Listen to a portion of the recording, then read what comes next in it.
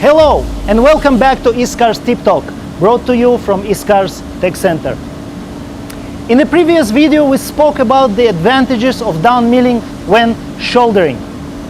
What about the preferred method for milling cavities or pocketing?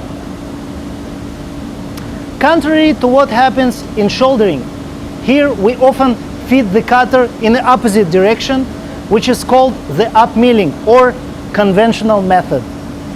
The point is that in down milling, the chips are being sucked inside the chip gullet and may clog it, which might immediately lead to a catastrophic cutter failure. The name of the game in pocketing is proper chip evacuation.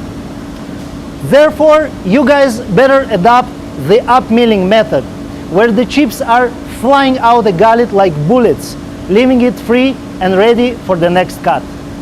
You may mill a cavity using different methods, but when it comes to the walls, I suggest you consider up milling if you face chip evacuation issues.